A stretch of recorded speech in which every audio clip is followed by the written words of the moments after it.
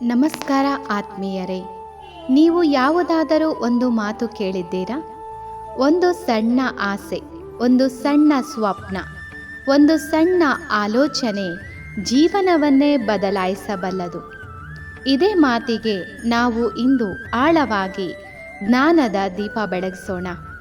ಒಂದು ವೇಳೆ ಈ ಪ್ರಪಂಚದಲ್ಲಿ ಇಂದು ಏನಿದ್ದರೂ ಬೆಳಕು, ವಿಜ್ಞಾನ, ತಂತ್ರಜ್ಞಾನ, ಸಮಾಜ ವ್ಯವಸ್ಥೆ, ಧರ್ಮ, ಕಲೆ ಇವೆಲ್ಲದರ ಹಿಂದೆಯೂ ಒಂದು ಆಲೋಚನೆ ಇತ್ತು. ಒಬ್ಬ ವ್ಯಕ್ತಿಯ ಮನಸ್ಸಿನಲ್ಲಿ ಮೂಡಿದ ಆಲೋಚನೆ. ಅದೇ ಆಲೋಚನೆ ಇಂದು ಲಕ್ಷಾಂತರ ಜೀವನಗಳಿಗೆ ಮಾರ್ಗದರ್ಶಿಯಾಗುತ್ತಿದೆ. ಉದಾಹರಣೆಗೆ, ಮಹಾತ್ಮ ಗಾಂಧೀಜಿಯೊಬ್ಬರು ಅಹಿಂಸೆ ಎಂಬ ಒಂದು ವಿಚಾರ. ಗಾಂಧೀಜಿಯವರು ದಕ್ಷಿಣ ಆಫ್ರಿಕಾದಲ್ಲಿ ರೈಲಿನಲ್ಲಿ ಪ್ರಯಾಣಿಸುತ್ತಿದ್ದಾಗ ಅವರನ್ನು ಬಲವಂತವಾಗಿ ರೈಲಿನಿಂದ ತಳ್ಳಲಾಯಿತು. ಆಗ ಅವರ ಮನಸ್ಸಿನಲ್ಲಿ ಒಂದು ವಿಚಾರ ಹುಟ್ಟಿತು. ಅನ್ಯಾಯದ ವಿರುದ್ಧ ಧೈರ್ಯದಿಂದ ನಿಲ್ಲಬೇಕು, ಆದರೆ ಹಿಂಸೆಯಿಂದ ಅಲ್ಲ.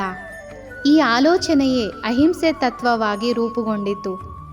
ಈ ಒಂದು ಆಲೋಚನೆಯು ಕೇವಲ ಗಾಂಧೀಜಿಯವರ ಜೀವನವಲ್ಲ, ಇಡೀ ಭಾರತದ ಸ್ವಾತಂತ್ರ್ಯ ಹೋರಾಟವನ್ನೇ ಬದಲಾಯಿಸಿತು. ನಾನಾ ದೇಶಗಳ ಜನತೆಗೂ ಶಾಂತಿಯ ಹಾದಿಯ ಹಾರವಾಗಿತ್ತು.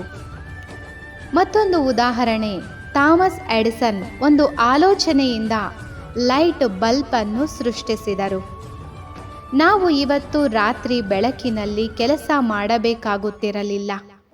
ಅವರು 1000ಕ್ಕೂ ಹೆಚ್ಚು ಬಾರಿ ವೈಫಲ್ಯ ಕಂಡರು. ಆದರೆ ಅವರಲ್ಲಿದ್ದ ಒಂದು ಆಲೋಚನೆ ಈ ಅಂಧಕಾರವನ್ನು ಬೆಳಕಿನಲ್ಲಿ ಪರಿವರ್ತಿಸಬೇಕು ಎಂದು. ಅವರು ಸೋಲಲಿಲ್ಲ, ಕಾರಣ ಅವರು ತಮ್ಮ ಆಲೋಚನೆಯಲ್ಲಿ ನಂಬಿಕೆ ಇಟ್ಟಿದ್ದರು. ಆ ಒಂದು ಆಲೋಚನೆ ಇಂದಿಗೂ ಇಡೀ ಮಾನವ ಸಮಾಜವನ್ನು ಬೆಳಕಿನಿಂದ ಮುಳುಗಿಸುತ್ತಿದೆ. ಜೇಡನ್ ಲಿಲಿಯ ಕತೆ. ಅಮೆರಿಕಾದ ಜೇಡನ್ ಲಿಲಿ ಎಂಬ ಹುಡುಗ ತಾನು ಶಾಲೆಗೆ ಹೋಗುತ್ತಿರುವಾಗ ರಸ್ತೆ ಬದಿಯಲ್ಲಿ ತುತ್ತು ತಿನ್ನದೆ ಮಲಗಿರುವ ಭಿಕ್ಷಕನನ್ನು ನೋಡಿದ. ಅವನ ಮನಸ್ಸಿನಲ್ಲಿ ಒಂದು ಆಲೋಚನೆ ಹುಟ್ಟಿತು, ನಾನು ಏನು ಮಾಡಬಹುದು? ಅವರ ಆಲೋಚನೆ ಆ ವ್ಯಕ್ತಿಗೆ ತಿಂಡಿ ಕೊಡುವುದರಿಂದ ಪ್ರಾರಂಭವಾಯಿತು. ನಂತರ ತನ್ನ ಸಹಪಾಠಿಗಳ ಸಹಾಯದಿಂದ ಒಂದು ಆಹಾರ ಪ್ಯಾಕೆಟ್ ಯೋಜನೆ ರೂಪಿಸಿದರು. ಇವತ್ತು ಅವರು ಹಲವಾರು ಊಟ ಪ್ಯಾಕೆಟ್ಟುಗಳನ್ನು ದಿನವೂ ಹಂಚುತ್ತಾರೆ. ಒಬ್ಬ 10 ವರ್ಷದ ಮಗನ ಮನಸ್ಸಿನಲ್ಲಿ ಮೂಡಿದ ಆಲೋಚನೆ ಸಾವಿರಾರು ಜನರ ಹಸಿವನ್ನು ತಣಿಸುತ್ತಿದೆ. ನಾವು ಏಕೆ ಈ ವಿಚಾರವನ್ನು ಗಂಭೀರವಾಗಿ ತೆಗೆದುಕೊಳ್ಳಬೇಕು?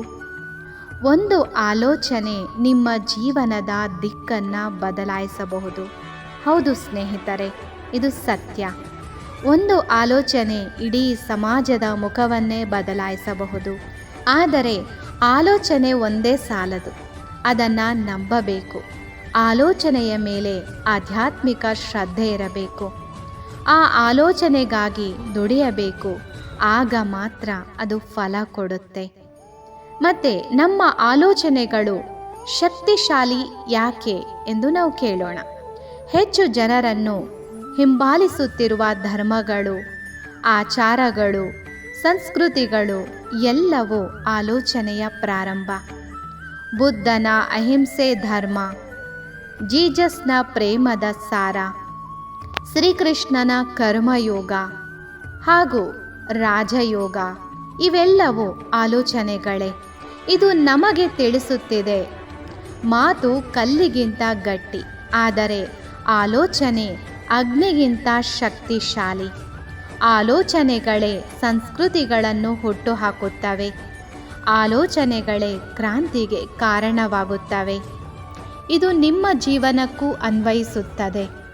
ಈಗ ನೀವು ಯೋಚಿಸಿ, ನೀವು ಏನೆಲ್ಲ ಹತಾಶೆ ಅನುಭವಿಸುತ್ತಿದ್ದೀರಾ, ಏನೇನು ಸಾಧ್ಯವಿಲ್ಲ ಅನಿಸುತ್ತದೆ.